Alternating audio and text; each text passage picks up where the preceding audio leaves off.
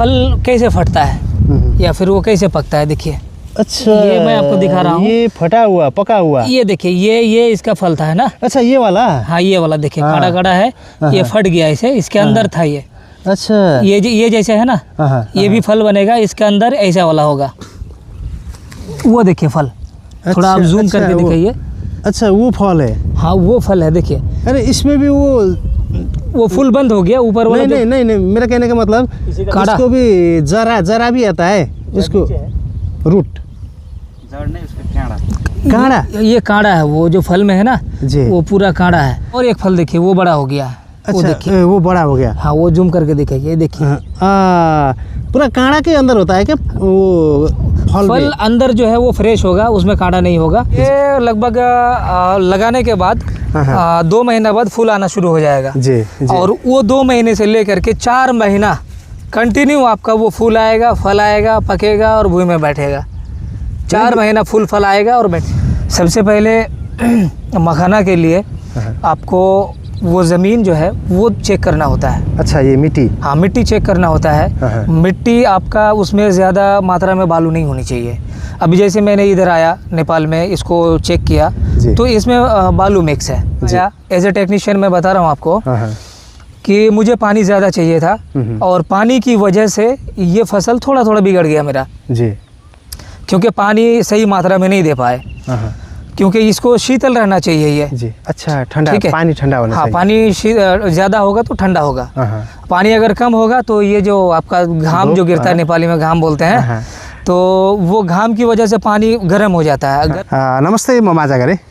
मैले तपाईहरुमा आज मखाना खेतीको प्रविधिको भिडियो ल्याउँला भनेर धेरै कोसिस गरेको थिएँ, तर सम्भव भएको थिएन।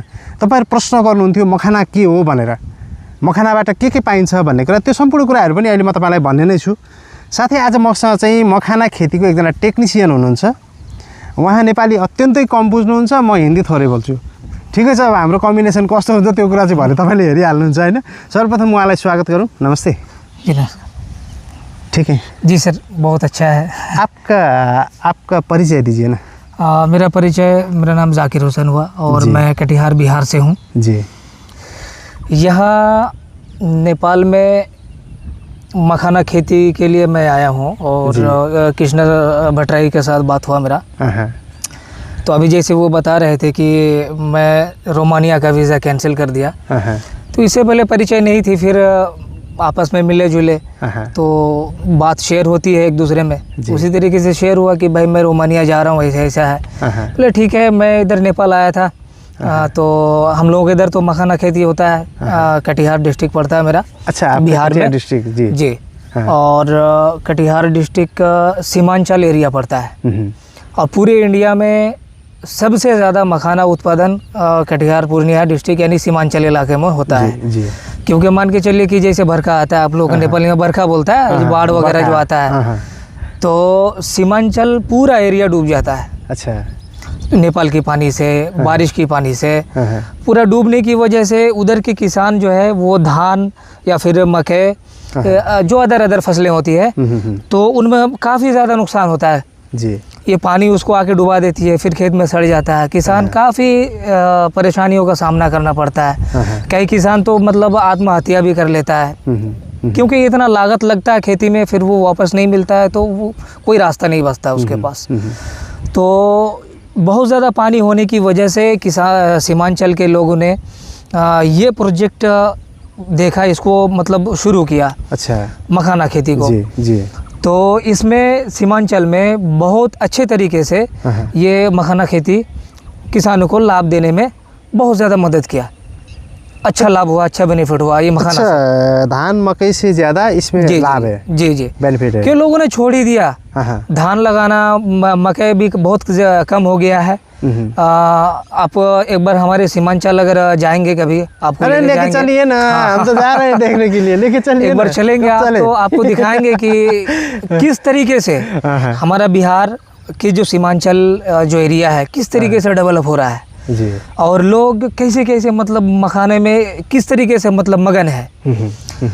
क्योंकि आज के डेट में लगभग खेती को लोग छोड़ चुका है, लोग मखाना को आइडियल बना लिया है। अच्छा सुनिए ना, जैसे अभी हम बात कर रहे थे मखाना की, ठीक है ना, जी। इसका मुझे जब मिट्टी तैयार करने से जी इसको फसल अंदर घर में रखने तक का प्रोसेस, फुल प्रोसेस बता दीजिए ना, क्योंकि मैं उतना पूछना नहीं जानता हूँ, थोड़ा थोड़ा आता है हिंदी ना। जी जी जी। इसलिए मेरा मतलब तो समझ गए आप? जी जी बिल्कुल समझ गए। इससे किसानों को भी फायदा होगा, जो नए व्यक्ति हैं उनको भी फायदा होगा कि मखाना है क्या और किस तरीके से इसको किया जाता है। तो जो जोताई से लेके जी ना, इसका हाइट कितना चाहिए, गहराई कितना चाहिए, वो सब कुछ बता दीजिए, क्योंकि हम ज़्यादा पूछना नहीं जानते। जी आशा है आप समझ गए तो बता दीजिए। मैं बिल्कुल आपको एकदम प्रोसेस बाय प्रोसेस बता रहा हूँ ताकि नए लोगों को फ़ायदा हो और उन लोगों को भी खेती करने के लिए ईजी हो। मैं शुरू से बता रहा हूँ कि मखाना के लिए आपको करना क्या क्या है। जी सबसे पहले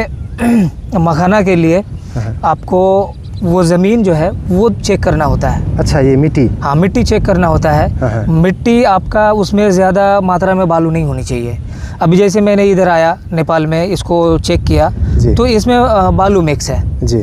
गाड़ी चलती नहीं है, पानी छोड़ देने के बाद ट्रैक्टर पूरी तरीके से फंसता है। अच्छा, इसमें बालू मिक्स है? हाँ, बालू मिक्स है जी। तो इस तरीके का मिट्टी होने से परेशानी होगा जी। तो आपको मिट्टी चाहिए, ठीक है जी। मिट्टी होने से आपका फसल भी अच्छा होगा और परेशानी भी नहीं आएगी, पानी भी कम लगेगा। मिट्टी कैसे चाहिए, लाल चाहिए या काला चाहिए? लाल काला से मतलब नहीं है, उसमें बालू की मात्रा बहुत कम होनी चाहिए, ना हो तो भी अच्छा है। अच्छा, नेपाली भाषा में चिमटिया बोलते हैं। चिमटिया, पानी अंदर नहीं घुसना चाहिए, जमा रहना चाहिए। जी जी, जमा रहना चाहिए, क्योंकि अच्छा, पानी का ही ये चीज़ है जी, जी। तो सबसे पहले मिट्टी को चेक करें कि हमारा मिट्टी किस तरीके का है, ठीक है। वो चेक करने के बाद आप हमारे जो मखाना खेत में वीवर को दिखा सकते हैं, आपके वीवर को।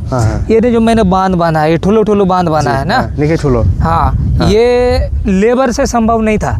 अच्छा, इसलिए कि अभी बाजू में दूसरे का भी खेत है, तो मैं तो इधर कर रहा हूँ, वो दूसरा फसल अगर लगाया तो हमारा ये आली अगर मजबूत नहीं होगा तो कल होकर के पानी जा सकता है, उसका भी नुकसान हो सकता है। अच्छा, ये फूट सकता है? हाँ, ये नीचे से भी जा सकता है, टूट भी सकता है बांध। तो इसकी वजह से मैंने ये आली जीसीबी से बनवाया जी, ठीक है। और जीसीबी से बहुत ऊंचा करके और मोटा करके आली बना था। अभी तो ये पानी की लगते लगते ये आली बैठा है, थोड़ा बैठा है जी। फिर ये मखाना उड़ने के बाद फिर इस मिट्टी फिर डालेंगे। अच्छा, इसको और ऊंचा करेंगे? हाँ, और ऊंचा करेंगे जी। तो मैं आपको बता ये रहा हूँ कि इसका आली एकदम परफेक्ट होना चाहिए, ठीक है। सबसे पहले मिट्टी चेक करें, उसके बाद आली जो है एकदम अच्छी तरीके से बनाएं ताकि पानी इधर उधर ना जाए। आपके खेत में कम से कम 2 फीट 2.5 फीट पानी रुकने का जैसा आली बनाना पड़ेगा। अच्छा, ये अनिवार्य 2-2.5 फीट चाहिए? हाँ पानी जी, क्योंकि अभी तो इसमें 1-1.5 फीट पानी है, 1.5 फीट और पानी भी नहीं पुग रहा है जी। इसलिए नहीं हो रहा है कि जब मैं यहाँ आया एज ए टेक्नीशियन, मैं बता रहा हूँ आपको कि मुझे पानी ज़्यादा चाहिए था और पानी की वजह से ये फसल थोड़ा थोड़ा बिगड़ गया मेरा जी, क्योंकि पानी सही मात्रा में नहीं दे पाए, क्योंकि इसको शीतल रहना चाहिए ये जी। अच्छा, ठंडा, पानी ठंडा होना चाहिए। हाँ, पानी ज़्यादा होगा तो ठंडा होगा, पानी अगर कम होगा तो ये जो आपका घाम जो गिरता है, नेपाली में घाम बोलते हैं, तो वो घाम की वजह से पानी गर्म हो जाता है। गर्म होने की वजह से जो बिरुआ लगाते हैं शुरू में वो फिर गलना शुरू हो जाता है। अच्छा अच्छा, ठीक है। तो सारी चीज़ों का ध्यान रखना पड़ेगा। तो सबसे पहले आली अच्छी तरीके से बनाए, उसके बाद खेत को अच्छी तरीके से जोताई होना चाहिए। नेपाल में मैं एक चीज़ क्या देखा कि जोताई बहुत कम होता है। अच्छा, मैक्सिमम 4 इंच बहुत होता है यहाँ पर। हाँ, 4 इंच जोताई करता है, ठीक है। तो आपकी जोताई जितना अच्छा होगा फसल उतना अच्छा होगा आपका। अच्छा, ठीक है। तो मैक्सिमम आपकी जोताई लगभग 8 इंची होनी चाहिए, नीचे गहरा 8 इंची होनी चाहिए। तो उसमें आपका फसल क्या है ना, जो पौधा का जड़ है वो ज़्यादा अंदर तक जाएगा, आपका पौधा स्ट्रॉन्ग होगा। अच्छा, ठीक है। अगर नीचे का ज़मीन ढीला नहीं है आपका, ठीक है, अगर वो टाइट ज़मीन है तो आपका जड़ ऊपर ही फैलेगा, ठीक है, नीचे तक वो प्रोग्रेस नहीं करेगा और जिसकी वजह से आपका पौधा स्ट्रॉन्ग नहीं होगा, आपकी फसल भी कम होगा। इसी तरीके से मकई वगैरह आप दिखा सकते हैं व्यूअर को कि हालत क्या है। ये सिर्फ जानकारी ना होने की वजह से लोगों का फसल इस तरीके से मतलब नहीं हो रहा है, अच्छा नहीं हो रहा, बिगड़ रहा है। तो थोड़ा किसान को भी ध्यान देना पड़ेगा कि हमारी खेत की जोताई अच्छी तरीके से होनी चाहिए, कम से कम 8 इंच ही होनी चाहिए। 8 इंच होने से आप कोई भी फसल लगाएंगे तो अच्छा फसल होगा, ठीक है। उसके बाद आप जैसे आपका आली बन गया, आली बनने के बाद पानी डालेंगे इसमें, पानी डालने के बाद धान जैसा कादो करते हैं ना, धान लगाने के लिए कादो करते हैं, हिलो, हिलो, हाँ हिलो, तो उसी हिल्याउने नेपाली में उसको हिल्याउने बोलते हैं, हिलौने, हिल्याउने, हिलौने, तो ठीक है। तो उसी तरीके से इसको कादो करना पड़ेगा अच्छी तरीके से। और कादो के टाइम में ही जैसे खाद वगैरह छींटना है, नीचे जो डीएपी डालना है या फिर और जो खाद है। अच्छा, आपको थोड़ा रोक रहा हूँ मैं जी। जब हम इसको हिलो करेंगे, हिल्याएंगे, नेपाली में चाहिँ यसलाई हिल्याउन बोल्छ, भन्छ हैन, उस समय डालेंगे खाद भी उसी समय डालेंगे? हाँ, आप उस समय आप गोबर खाद भी डाल सकते हैं जी, ठीक है, गोबर मोल, डीएपी डालना पड़ेगा आपको, ठीक है, क्योंकि वो अनिवार्य है डीएपी। जी। अच्छा, डीएपी भी डालना पड़ेगा आपको। और डीएपी के साथ साथ इधर नेपाल में एक चीज़ क्या है कि नॉलेज ना होने की वजह से इधर पोटश और उसका सल्फेट का, पोटश का यूज़ नहीं करते हैं ये लोग, सल्फेट का। अच्छा। वो ऐसे सोचते हैं कि मतलब वो डालने से, वो नमक जैसा होता है, वो डालने से मतलब खेत हमारा कमज़ोर हो जाएगा, मिट्टी बिगड़ जाएगा और फसल नहीं होगा। एक्चुअल कारण बिगड़ने का कारण वही है। लोग नहीं डालता है, जानकारी नहीं है इसकी। हाँ, लेकिन उसका भी मात्रा होता है, सही मात्रा में उसको डालना पड़ेगा। मात्रा अगर मालूम नहीं है, अगर आप क्वांटिटी में ज़्यादा डाल दिए तो बिगड़ेगा ही खेत। अच्छा, मुझे थोड़ा ये बता दीजिए जी। जैसे 1 बीघा, नेपाली में बीघा जानते हैं अभी? जी, बीघा जानते हैं। आप जान चुके हैं? जी। 1 बीघा में कितना बोरा यूरिया, कितना बोरा डीएपी, कितना पोटाश ये चाहिए, आप बता सकते हैं? जी बिल्कुल, आप नेपाली बीघा में कम से कम 2 बोरा यूरिया डालना पड़ेगा, सॉरी डीएपी 2 बोरा डीएपी डालें उसमें, ठीक है। और उसके अंदर आप लगभग 50 केजी का वो सल्फेट होता है जी, तो उसमें से आप लगभग 20 केजी आप उसको यूज़ कर सकते हैं, है ना, कट्ठा में 1 केजी, इसके हिसाब से कम भी यूज़ कर सकते हैं आप। जैसे शुरुआत है तो आप आधा केजी डालें 1 कट्ठा में जी, तो उसके हिसाब से मिक्स करके डालने से आपका फसल अच्छा होगा और ज़मीन भी ताकतवर बनेगा।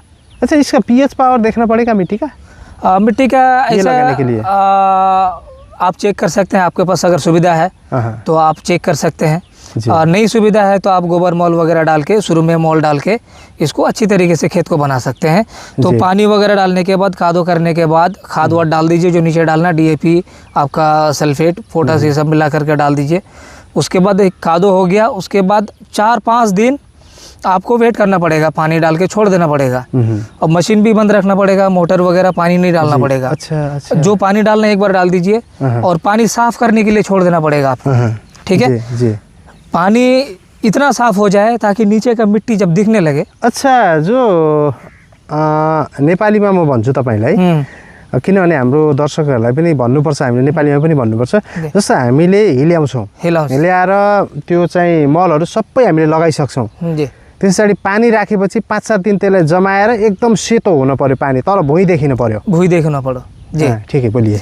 इसलिए अगर भुइँ नहीं दिखेगा, पानी साफ नहीं होगा, तो वो जो हिलो हुआ है, कादो जो किया है ना, तो पानी जो गंदा है उसके साथ जो कीटाणु वगैरह जो भी है, तो वो क्या करेगा, जब बिरवा लगाएंगे आप तो वो पत्ता में जाके सट जाएगा। अच्छा, ठीक है, पत्ता में जाके सटेगा, और सटने के बाद पत्ता को वो धीरे धीरे गलाएगा।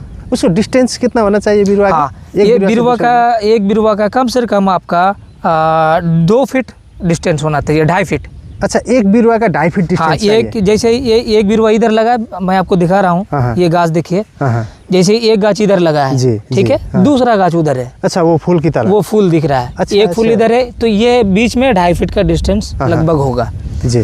तो 2.5 फीट के डिस्टेंस लगाने से क्या होगा कि आपका जब ये पत्तो जब बड़ा होगा पत्ता, तो इसको स्पेस चाहिए, जगह चाहिए जी। अभी आप देख रहे हैं कि इधर देखिए कि अगर मैं 2-2.5 फीट दूरी में नहीं लगाया होता तो इतना बड़ा बड़ा जो पत्ता है, इसको जगह नहीं मिलता। अच्छा, ठीक है।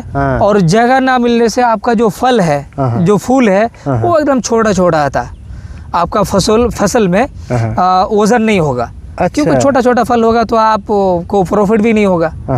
ठीक है। तो बहुत सारे लोग ऐसा सोचते हैं कि उसको नजीक नजीक लगाएंगे तो ज़्यादा फलेगा, तो ये भी गलत है। वो नहीं करना चाहिए, वो नहीं करना चाहिए, क्योंकि हर चीज़ का सिस्टम होता है। कम से कम 2.5 फीट में आप इसको लगाएं। अच्छा। तो जैसे ये बड़ा होगा, धीरे धीरे पत्ता बड़ा होगा इसका, तो इसको जगह भी चाहिए। देखिए कितने अच्छा लग रहा है। अभी दूर दूर में लगा हुआ है, इसको पूरा जगह है, पूरा स्पेस है। अभी इसको ये एकदम परफेक्ट, एकदम परफेक्ट है ये जी। इसमें जो फल आएगा तो कम से कम इतना बड़ा फल होगा।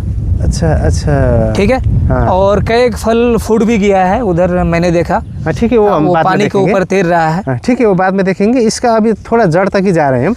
जैसे हमने पानी इसको सफेद करके अथवा संगलो पानी बना के इसको डाल दिया, ठीक है, इसको लगा दिया। उसके बाद बिरुवा का व्यवस्था करना पड़ेगा हमको। और नेपाल में अभी बिरुवा अवेलेबल नहीं है, ठीक है। अभी हम लोगों ने ये फर्स्ट लगाया इधर, तो आने वाला साल बिरुवा इधर ही होगा। अच्छा, यही मिलेगा? हाँ, बिरुवा इधर ही मिलेगा।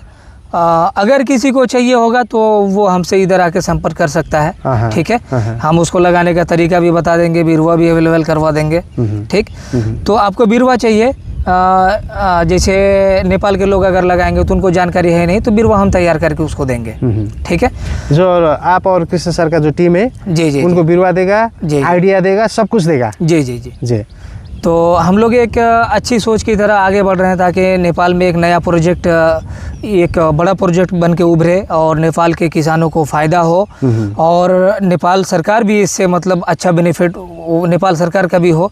ये बेनिफिट कैसे होगा? जैसे मखाना है, तो लोग जानता नहीं है कि मखाना है क्या चीज़। हाँ, वही तो कमेंट में आता है, ठीक है, मखाना है क्या चीज़। मैं आपको बताना चाहूँगा कि मखाना को जैसे अभी 2025 में एक सभा हुआ था, उसमें जो हमारे प्रधानमंत्री है नरेंद्र मोदी जी, वो इसको सुपर फ्रूट का नाम दिया। अच्छा, सुपर फूड का नाम दिया जी।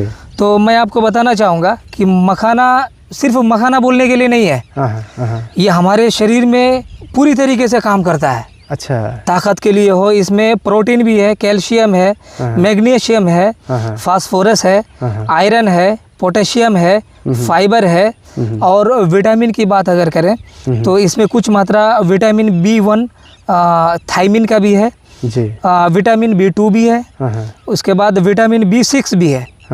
तो इतना सारा चीज़ का काम करता है। इसका फ़ायदा अगर बात करें तो शरीर को ताकत देता है, हड्डियों के लिए अच्छा माना जाता है इसको, पेट हल्का रखता है।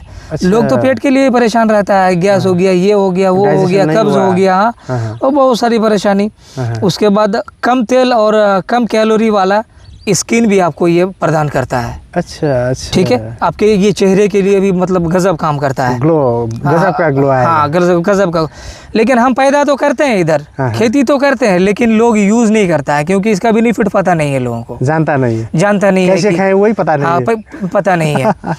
तो अभी नेपाल में आए हैं हम लोग, और यहाँ आने के बाद बहुत सारी परेशानियों का सामना किया। कोई भी नया प्रोजेक्ट होता है उसके लिए सामना करना पड़ता है। तो मैं आपको पहले प्रोसेस बता देता हूँ, उसके बाद कुछ बातें डिटेल्स में बताएंगे, ठीक है। तो जैसे ये पानी से तो हो गया, बिरुवा ले जा करके आप 2.5 फीट में उसको लगाइए। लगाने का तरीका भी आपको पता होना चाहिए, वो बिना टेक्नीशियन का आप नहीं कर सकते, धान की तरह उसको नहीं गाड़ सकते। अच्छा। अगर मान के चलिए हमसे बिरुवा आप खरीद के ले गए, आपको जानकारी नहीं है, लोकल आदमी भी नहीं लगा सकता है। अच्छा। जैसे होता है कि गांव के कुछ लोग काम करने वाले हैं, तो उनको बुला लिया, भाई आओ लगा दो, वो नहीं लगा सकता। पूरा तकनीकी तरीके से लगाना पड़ता है उसको। अच्छा। अगर गड़बड़ाया तो मखाना लगा देंगे आप, बिरुवा लगा देंगे। बिरुवा लगाने के बाद 10 दिन बाद, 20 दिन बाद वो धीरे धीरे गलता जाएगा आपका, वो गलेगा, वो बढ़ेगा नहीं। क्योंकि उसका लगाने का तरीका ऐसा होता है कि वो जड़ जो होता है, सिर्फ जड़ को भूमि में रखना होता है, जमीन में सिर्फ जड़ को, और उसका आगे का जो पनपने का रास्ता है वो खुला रहना चाहिए। डांट, यानी कि उसको डांट बोलते हैं, वो नहीं गाड़ना चाहिए। नहीं, वो खुला रहना चाहिए। अच्छा। उसके ऊपर अगर मिट्टी आ गया तो वो फिर वो पौधा प्रोग्रेस नहीं करेगा आपका। वो आप इंतज़ार करेंगे कि पौधा बढ़ेगा, लेकिन वो पौधा बढ़ेगा नहीं। वो 10 दिन में, 5 दिन में, 15 दिन में वो धीरे धीरे आपका टाइम भी वेस्ट होगा। 15 दिन बाद, 20 दिन बाद वो धीरे धीरे ख़त्म हो जाएगा। ठीक है। तो इसको लगाने का भी टेक्निक होता है, नए लोग इसको नहीं लगा सकता है। अच्छा। ठीक है। जो इसका जानकार है, जो इसका कारीगर है, जैसे मैंने अभी इंडिया से वो कारीगर ला के लगवाया। कृष्णा भाई बोल रहे थे कि हमारे नेपाल में बहुत सारा लोग है, वो लोग करेंगे। तो बोला ठीक है भाई, करेंगे तो एक सीजन उन लोगों को बोलिए, देखेगा कैसे होता है, आपका इतना पैसा लगा है, अगर मैं नेपाल के लोगों से लगवा दूं जिसको जानकारी नहीं है तो आपका पैसा डूब जाएगा। फिर आप कल को मेरे को बोलेंगे कि भाई मुझे बोलेंगे अरे क्या क्या बताया, क्या सिखाया, क्या किया। इसलिए मैंने उसको मना किया कि ठीक है। फिर भी मैंने कुछ नेपाल के लोगों को काम करने के लिए दिया मैंने जी। मेरी निगरानी में वो लोग काम किया, मैंने बताया, उसको सिखाया इस तरीके से काम करना। अभी जैसे लेबर की ज़रूरत है जी। अभी देखिए ये खेत तो फ्रेश है, ये भी खेत फ्रेश है, इधर भी व्यूअर को दिखा सकते हैं, इसमें कोई घास घूस नहीं है, ये टोटल फ्रेश है, ये टोटल फ्रेश है। अभी एक भाई हमारे वो घास निकाल रहे हैं, जैसे अच्छा। वो खेत में अच्छा वो घास दिख रहा है ना, उसको निकालने के लिए लेबर चाहिए। जी। अब नेपाल के लोग इसमें उतरेगा नहीं, क्योंकि उसमें तो पहले से उनको गलतफहमी हो गई है जी। कि काड़ा है। सही में गलतफहमी नहीं है, ये सही बात है कि काड़ा बहुत है इसमें, तो जिसके लिए वो उतरता नहीं है इसमें जी। और मैंने 2-3 दिन ट्राई भी किया कि चलिए ठीक है, इधर घास निकल गया तो आपको जो दिहाड़ी होता है, मजदूरी होता है, वो देंगे आपको, और जा करके घास निकाल दीजिए, गोड़ दीजिए खेत को। तो वो खेत में आए, आकर के वो थोड़ा उतरने के बाद बोले कि भाई हमसे होगा नहीं है ना, वो काड़ा घोष दिया। हाँ, काड़ा घोष दिया। तो बोला भाई हमसे होगा नहीं, तो वो लेबर भी चले गए। तो इसीलिए अभी स्पेशल लोगों की ही ज़रूरत है, धीरे धीरे इधर लोग सीखेंगे जी। उसके बाद करेंगे। अभी मात्र यहाँ पर ये प्लॉट में है और धीरे धीरे यहाँ के किसान वो भी मतलब इसको करने के लिए जी सोच रहे हैं। आके बहुत सारे लोग जानकारी ले भी रहे हैं। अच्छा भाई, जैसे हम अभी बता रहे थे, जब हमने इसको रोप दिया, ठीक है ना, रोपने के कितने दिन बाद को फिर इसमें मल डालना पड़ेगा? देखिए ये रोपने के बाद जी, जैसे रोपने के 3-4 दिन बाद आपको वो कीड़ा वाला स्प्रे करना है। अच्छा, कीड़ा वाला? हाँ, कीड़ा मारने वाला। कौन सा स्प्रे करना पड़ेगा? वो जैसे कीड़ा मारने का बहुत सारा दवाई आता है, जैसे सुपर किलर हो गया, रोगड़ हो गया। तो ये सब से जो अच्छा दवा हो वो आप स्टोर में जाके भी पता कर लेंगे, तो वहाँ से ही बता देगा आपको जी। तो जो अच्छा कीड़ा मारने वाला दवा हो वो लगाने के 3-4 दिन बाद आपको स्प्रे चाहिए ही चाहिए, अनिवार्य चाहिए। हाँ, ज़रूरी है। नहीं तो आपका वो कोमल पत्ता होता है एकदम, उस समय बहुत नाजुक होता है जी, और कीड़ा भी बहुत जल्दी खाता है उसको। तो 3-4 दिन बाद उसको स्प्रे करना ज़रूरी है जी, ठीक है। उसके बाद खाद देने में जल्दबाजी ना करें। अच्छा, खाद देने में? हाँ, इसलिए कि ये बहुत नाजुक होता है और खाद का जो पावर है वो ये बर्दाश्त नहीं कर पाएगा जी। जैसे बताया मैंने कि नेपाल के कुछ लोगों को बुलाया था मैंने घास निकालने के लिए, गोड़ने के लिए, है ना। वो खेत में उतरने के बाद वो क्या हुआ कि वो बोले कि भाई हमसे होगा नहीं, हाँ, फिर वो चले गए। तो मखाना एक ऐसा खेती है, उसके लिए स्पेशल लोग ही चाहिए आपको। अच्छा, ठीक है। अच्छा। उसको सीखना पड़ेगा, नहीं सीखने से दिक्कत होगा। जैसे जानकार होना चाहिए। हाँ, जैसे ये है, ये साहब है, अभी देखिए ये मखाना खेत के अंदर घुसे हुए हैं और ये किनारे में नहीं है, छाव में नहीं है, मखाने के छाव में नहीं है, ये अंदर में है, बीच में वो घास भी निकाल रहे हैं। तो उसको तरीका पता है। अच्छा, अच्छा। काड़ा उसको भी लगता है, लेकिन थोड़ा सा तो बर्दाश्त करना पड़ेगा ना। हाँ, तो अभी वो देखिए कितने अच्छे तरीके से घास निकाल रहे हैं, ठीक है। ये लास्ट है, इसके बाद आपका मखाना खेत जैसे पत्ता है ना जी, ये जो पानी दिख रहा है, उधर में पानी नहीं दिख रहा है, इधर में भी पानी नहीं दिख रहा आपका, है ना जी। तो जब तक ऐसा नहीं होगा तब तक आपको घास निकालना पड़ेगा। अच्छा, जब तक ऐसा नहीं होगा? हाँ, क्योंकि ऐसा हो जाने पर वो घास निकलने का वो ऑक्सीजन खत्म हो जाता है। अच्छा, वो घास वो मतलब निकलेगा ही नहीं। जो घास निकलेगा पत्ता के अंदर ही दब जाएगा। अच्छा, वहीं पर सड़ जाएगा? वहीं पर सड़ जाएगा। अब स्पेस है नहीं तो घास निकलेगा नहीं, इधर स्पेस है तो घास निकल गया। जी जी, है ना। तो ये लास्ट है, इसके बाद घास नहीं निकलेगा। अच्छा अच्छा, ठीक है। उतरना भी बहुत मुश्किल होता है, तो इसके बाद घास नहीं निकलेगा। ये घास निकलने के बाद ये पत्ता फिर बड़ा होगा। अच्छा, अब बड़ा होगा ये? हाँ, अब बड़ा फैल जाएगा। हाँ, फैल जाएगा। अभी मैंने इसमें खाद वगैरह भी डाला है। अच्छा अच्छा। हाँ, तो मैं आता हूँ पहली वाली बात में, ताकि आपके जो व्यूअर हैं उनको भी फ़ायदा मिल सके, ना तो फिर इतनी बात करके कोई फ़ायदा होगा नहीं, है ना। ये एक कहावत है नेपाली में, आपको पता है? अगर इसे आगे नहीं बताएंगे, वो पूरा बात नहीं बताएंगे तो भालू लाई पुराण बोलते हैं। जी जी। भालू को पुराण सुनाओ, वो पता नहीं कब टोकेगा, पता नहीं वो लेगा नहीं ना अंदर, इसीलिए ये पूरा बता दीजिए, है ना। इसीलिए मैं उसी टॉपिक पे आ रहा हूँ ताकि पूरा फायदा हो। क्योंकि अभी फर्स्ट प्रोजेक्ट है तो लोग सीखेंगे तभी वो अपना प्रॉफिट यहाँ से बना पाएंगे या फिर इंटरेस्ट लेंगे। जी। तो मैं कह रहा था कि ये 2-3 दिन बाद लगाने के बाद जी स्प्रे उसमें चाहिए कीड़ा अच्छा। मारने वाला। अच्छा उसके बाद उसका जो आपने कादो किया था उस टाइम बहुत सारा वो छोटा छोटा जो जंगल होता है कचड़ा वगैरह वो पानी के ऊपर तैरते रहता है। अच्छा ठीक है। और वो जैसे हवा चल रही है अभी ना, तो उस टाइम तो पत्ता छोटा रहेगा जी और पूरा एकदम स्पेस रहेगा, तो वो गंदगी आपके जाके किसी एक आली के साइड में लगेगा, किसी पत्ते में लगेगा। अच्छा, ठीक है। अच्छा, हाँ। तो उस समय आपको वो जाल का वो बनाना पड़ेगा, निकालने के लिए जाल का एक बांस का फ्रेम बनाना पड़ेगा, बत्ती करके उसको फुटा करके उस फ्रेम में आपको जाल बांधना पड़ेगा। जैसे मच्छी निकालने का जाल, जैसे छाकना होता है, जैसे छोटा चीज छाकने के लिए अथवा छानना बोलते हैं छानना। नेपाली में। हाँ। तो उसी तरीके से जाल का छानना बनाना पड़ेगा आपको। ठीक है, शुरू में, क्योंकि शुरू में बहुत केयर करना पड़ता है, नहीं तो गाछ मर जाएगा। अच्छा ठीक है। तो वो कचड़ा जो है वो छानना से निकालना पड़ेगा। ठीक है, वो निकाल करके बाहर करना पड़ेगा। खेत को एकदम पूरा एकदम क्लीन करना पड़ेगा, टोटल कोई क्लीन। कचड़ा नहीं दिखना चाहिए खेत में, जी, जी। थोड़ा भी मतलब तैरना नहीं चाहिए। अगर पत्ते में लगा हुआ है कचड़ा तो वो थालो होता है, क्या बोलता है, भात खाने वाला थाली, थाल। तो वो ला करके आपको हल्का हल्का पानी ऐसे करके वो पातों में मारना पड़ेगा, ताकि वो पत्ता में जो कचड़ा लगा हुआ है वो छोड़ दे उसको। अच्छा हाँ। ठीक है। हाँ। फिर वो जाके फिर साइड में लगेगा, आपको फिर वो छानने से छाक के बाहर करना पड़ेगा। तो ये पूरे खेत में आपको देखना पड़ेगा, ये पूरा खेत। हाँ, पूरा खेत में एक भी कचरा नहीं रहना चाहिए। आपने आपका जितना खेत में लगाया हाँ, वो पूरा देखना पड़ेगा। वो पूरा देखना पड़ेगा। शुरू में बहुत मेहनत है इसमें, है ना, बहुत एक बच्चे की तरह केयर करना पड़ता है, क्या चाहिए इसको, क्या नहीं चाहिए, वो सारा चीज़ उसमें केयर करना पड़ता है।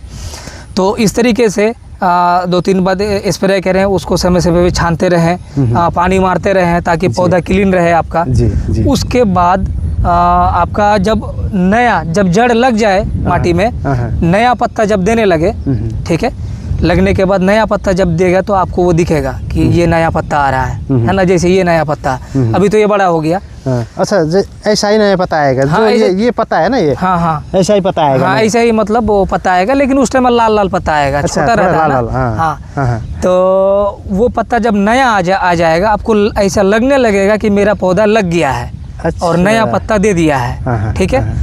उस टाइम में आप जैसे नेपाली बीघा है, तो उस टाइम में आप DAP और यूरिया मिला करके आप इसमें 1 बीघा में आप 1 बोरा मार सकते हैं। अच्छा, 1 बोरा, एक ज़्यादा दोनों मिला के? हाँ, दोनों मिला के, ज़्यादा नहीं, क्योंकि वो लोड नहीं लेगा। अच्छा, फिर वो गलेगा। ठीक है।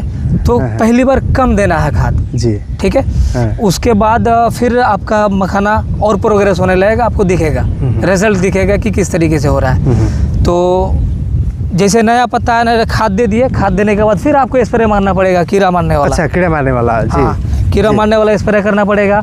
उसके बाद अगर आपके खेत में घास आ रहा है तो वो घास निकालने के लिए लेबर भी करना पड़ेगा, घास निकालना पड़ेगा, क्योंकि घास इसमें होने देना ही नहीं है। जी। क्योंकि मखाना खेत में घास मोल ज़्यादा पड़ने की वजह से जी मखाना खेत में घास बहुत ज़्यादा निकलता है। तो शुरू से ही ध्यान रखना आपको कि मखाना खेत में घास ना हो, जीरो हो घास। हाँ, जीरो होना चाहिए। एकदम जीरो होना चाहिए। जितना क्लीन रहेगा, हाँ, जैसे उधर आपको दिखाया मैंने, जितना क्लीन रहेगा मखाना खेत, आपका मखाना उतना प्रोग्रेस करेगा। अच्छा जी। ठीक है जी। तो जैसे आपने मॉल छीट दिया, मॉल छीटने के बाद आप फिर स्प्रे मारेंगे उसमें कीड़ा मारने वाला। जी। क्योंकि कीड़ा मारने वाला आपको जब तक पत्ता ऐसा नहीं हो जाता है तब तक आपको ध्यान रखना पड़ेगा, आपको देखना पड़ेगा कि मेरा नया पत्ता कीड़ा खा तो नहीं रहा है। अच्छा। ठीक है। आपको वो समय के हिसाब से आप कितना बार स्प्रे लगेगा ये लिमिट नहीं है। अच्छा। वो कंडीशन के हिसाब से। अच्छा, अगर पत्ता कीड़ा खा गया तो इसमें डालना पड़ेगा। हाँ, जैसे ये नया पत्ता है जी, इसमें अगर छेद हो गया नया में, तो समझ लीजिए कीड़ा खा रहा है क्या जी।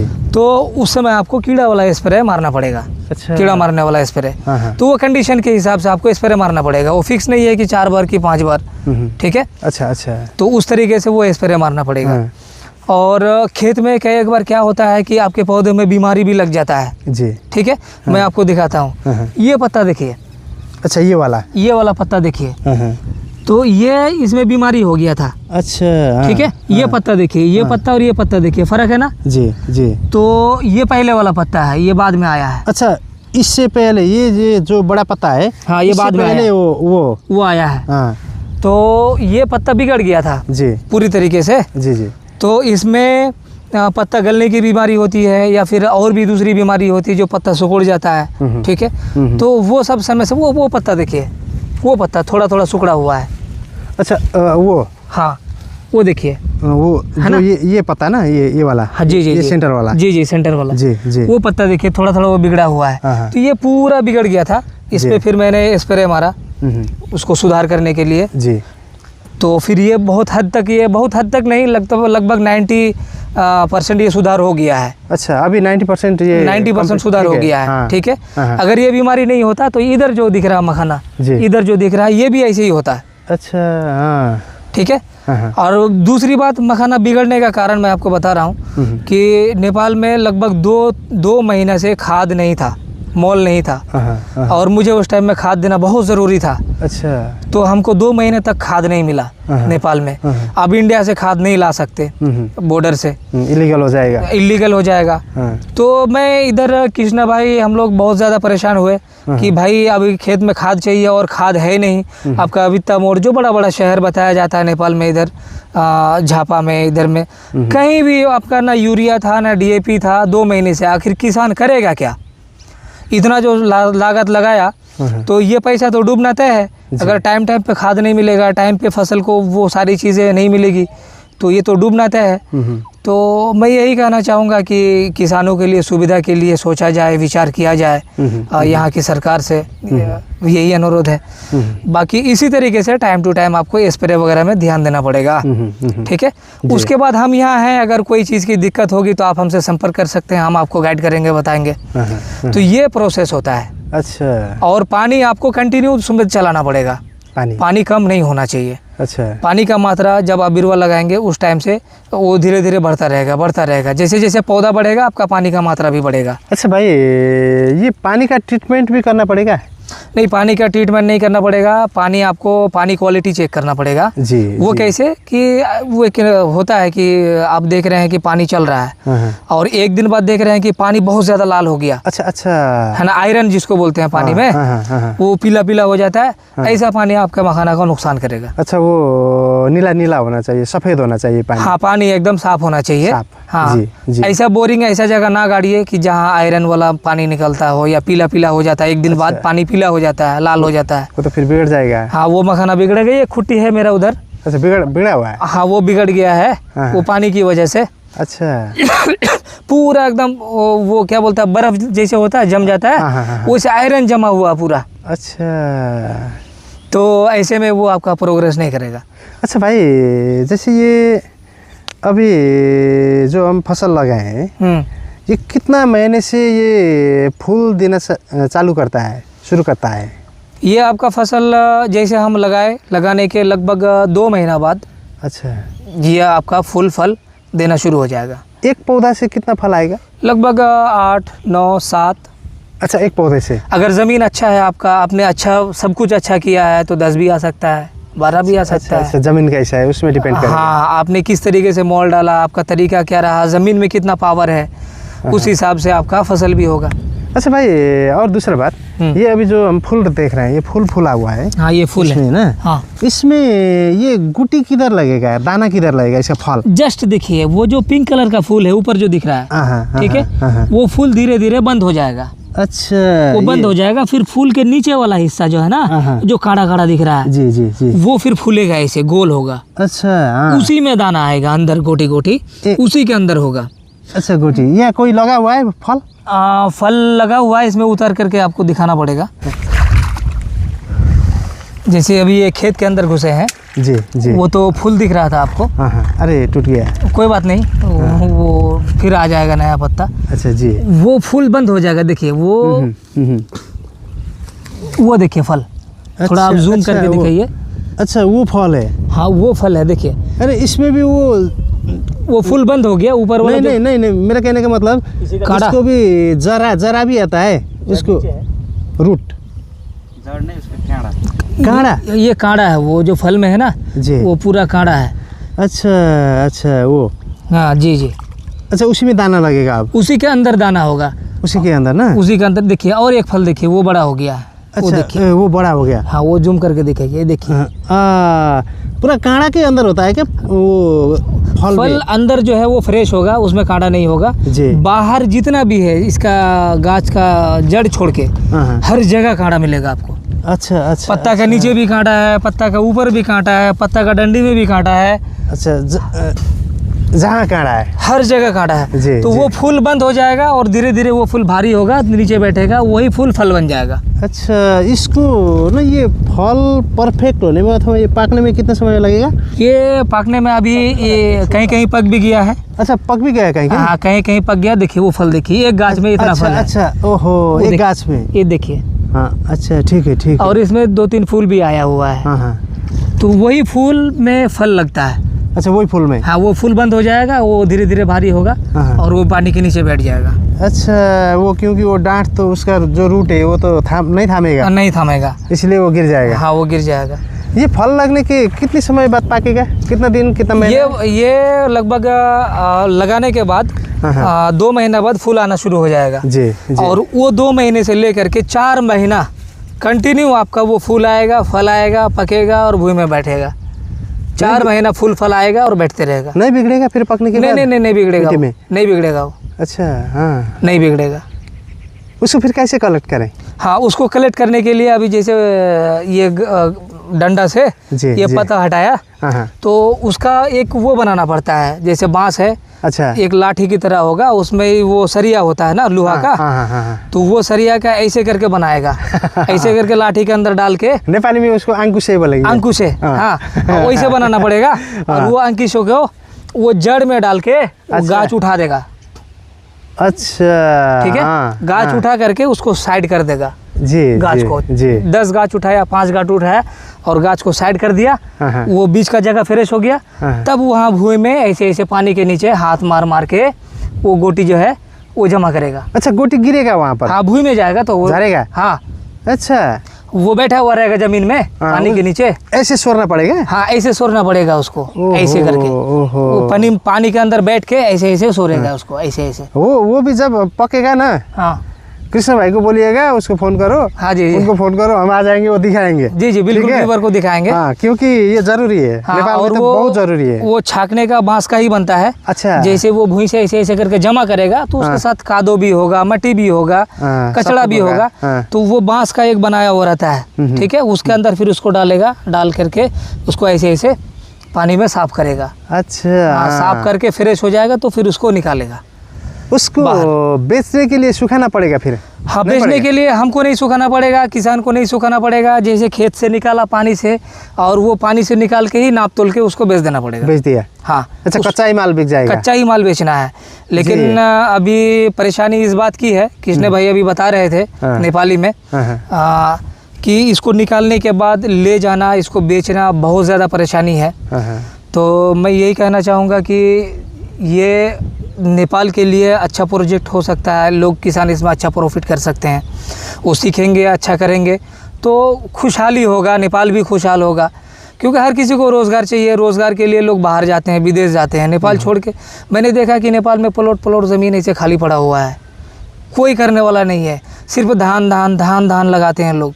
अच्छा भाई, एक बात आपको मैं फिर पूछना चाह रहा हूँ। जैसे आपको आपका जो एकड़ बोलते हैं ना, 1 बीघा नेपाल का, 1 बीघा में आपका इंडिया में कितने एकड़ होता है जमीन? देखिए, एकड़ सेम ही होता है, चाहे नेपाल का हो चाहे इंडिया का हो। हाँ। एकड़ सेम ही होता है।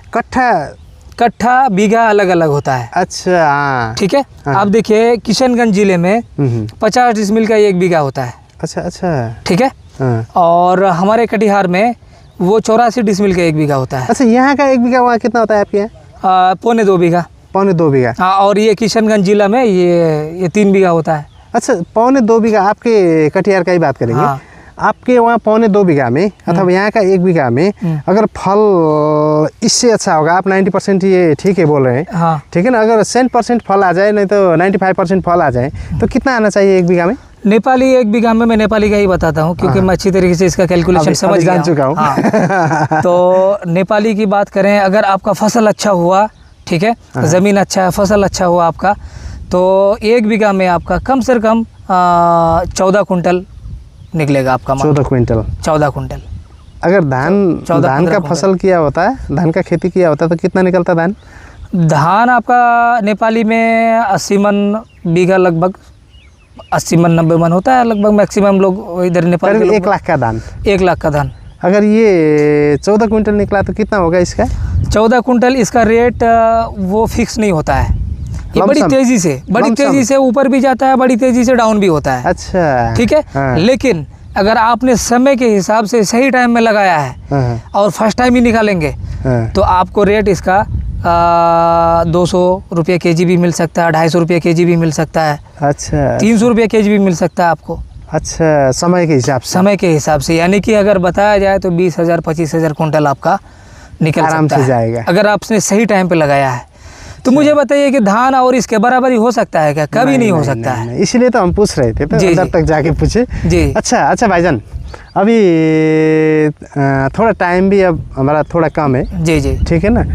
हमें लगता है, आपको भी लगता होगा शायद, ये अभी इसका जो प्रोसेस है अभी तक का, जी जी वो शायद आ चुका है। जी जी अगर कुछ छूट गया तो हम इसको जब कलेक्ट करेंगे ना, जी जी उस समय उसको हाँ, दूसरी डालेंगे। वीडियो में फिर कवर करेंगे ठीक है हम ना। लोग। अच्छा, आपका कमेंट आएगा, व्यूवर बताएंगे, जानना चाहेंगे, फिर उस के हिसाब से हम लोग फिर बनाएंगे। हाँ ठीक है भैया। Okay okay. कुछ कहना है और? नेपाल कैसा लगा आपको? नेपाल बहुत अच्छा है, नेपाल के लोग अच्छे हाँ। हैं, ठीक है। बस यही एक परेशानी मुझे समझ में आया जो कृष्ण भाई को लेकर के हाँ। और नेपाल की सुविधाओं को लेकर के, हाँ। कि अभी तक नेपाल में हम जो चाह रहे थे कि एज ए टेक्नीशियन हर चीज़ का सुविधा चाहता है, तो मैंने इनसे जो चीज़ का डिमांड किया वो पूरा नहीं हुआ, और जिसकी वजह से नेपाल में सारा चीज़ अवेलेबल भी नहीं मिलता है। अभी जैविक के बारे बता रहे थे, मेरा डिमांड था कि ये जो खेत है कम से कम इसमें 200 बीघा 250 बोरा जैविक खाद डाला जाता है इसमें। अच्छा, अगर अवेलेबल होता तो इसके लिए मैं इसको प्रेशर डाला कि मुझे जैविक खाद डालना है भाई, ना तो वो फसल फिर अच्छा नहीं होगा। तो प्रेशर डालने के बाद ये मुझे ले गए वित्ता मोड़, ठीक है। मुझे तो इधर का पता नहीं है, वित्ता मोड़ ले गए, उधर जा कर के देखे तो 25 केजी बोरा 900 950 रुपया उसका लगभग प्राइस था, 25 केजी वो जैविक खाद का जी। लेकिन वही खाद, सेम खाद इंडिया के अंदर 300 रुपया, यानी 280 रुपया से 300 रुपया के बीच में 50 केजी आता है। अच्छा, तो नेपाली अगर आपका 900 रुपया होता है तो भारू 600 रुपया हुआ, ठीक है। भारू 600 रुपया में आपका 1 कुंटल खाद आएगा, अच्छा, ठीक है। और इधर वही 900 रुपया में 600 रुपया में भारू आपका ओनली 25 केजी आएगा। तो मुझे बताइए कि किसान किस तरीके से अपने खेत में डालेगा? ये तो पॉसिबल ही नहीं है, इम्पॉसिबल। और सुविधा ना होने की वजह से, खाद ना होने की वजह से नेपाल के लोग पीछे जा रहे हैं, ठीक है। और पीछे जाने का कारण ये है कि इसमें सरकार को बड़ा स्टेप लेना चाहिए, क्योंकि किसान देश का एक ऐसा मतलब खोटा है, मतलब वो पिलर है जो पूरी दुनिया को, पूरा देश को खड़ा रखता है। अगर किसान डगमगाया तो वो बैलेंस गड़बड़ा जाएगा भाई। तो वो फल कैसे फटता है या फिर वो कैसे पकता है, देखिए। अच्छा, ये मैं आपको दिखा रहा हूँ, ये फटा हुआ, पका हुआ। ये देखिए, ये इसका फल था, है ना। अच्छा, ये वाला। हाँ, ये वाला देखिए, हाँ। खड़ा खड़ा है, ये फट गया इसे, इसके अंदर था ये। अच्छा, ये जैसे है ना, ये भी फल बनेगा, इसके अंदर ऐसा वाला होगा। अच्छा, ठीक है। अभी ये तैर रहा है, अभी ये कल ही फूटा होगा या आज सुबह फूटा है, ये अभी तैर रहा है, ठीक है। अच्छा, ऊपर का ये लाल लाल छिलका है ना, ये जब सड़ जाएगा हाँ। तो ये पानी के अंदर जाएगा। अच्छा, ये सड़ने के बाद वो नीचे जाएगा। वो नीचे अभी तैर रहा है, ये उसके बाद ये नीचे चला जाएगा, बैठ जाएगा। इसी तरीके से जितना भी फल फूल दिख रहा है वो फूटेगा, ऐसे तैरेगा, 5 दिन 7 दिन, जब ये सड़ जाएगा वो नीचे जाके बैठ जाएगा। अच्छा, तब कलेक्ट करेंगे। हाँ, तब वहाँ से निकालना पड़ेगा हम लोगों को। अब इसको कच्चा खा सकते हैं? हाँ बिल्कुल खा सकते हैं, मैं आपको दिखा सकता हूँ। ये पकड़ लिया मैंने ये, और कितना टेस्ट होगा आप बताएंगे। ठीक है, ये मैंने पकड़ लिया, है ना। अच्छा, हाँ। इसको मैंने थोड़ा सा धो लिया, अभी आपके व्यूवर भी देख रहे होंगे। ये ऐसा दिखेगा, एकदम प्यारा प्यारा, एकदम लाल लाल दिख रहा है। इसमें एक तरह का टेस्ट भी होता है इसका, छिलका में, है ना। छिलका में भी अंदर तो है ही है विटामिन। अब ये छिलका जो लाल लाल दिख रहा है, आप खाएंगे तो बहुत टेस्ट है इसके अंदर। मैं अभी खा के दिखा रहा हूँ, आपको खा के दिखा रहा हूँ। ठीक है, वो पूरा चबाना पड़ेगा। अभी इसका वो कोमल है, अच्छा, नरम है। पकने के बाद ये जब उसका छिलका सड़ जाएगा, बैठ जाएगा, तो कड़क हो जाएगा। फिर आप दांत से बहुत जोर लगाना पड़ेगा। आप भी इसको ट्राई कीजिए। हाँ ठीक है, अभी इसको करेंगे हम।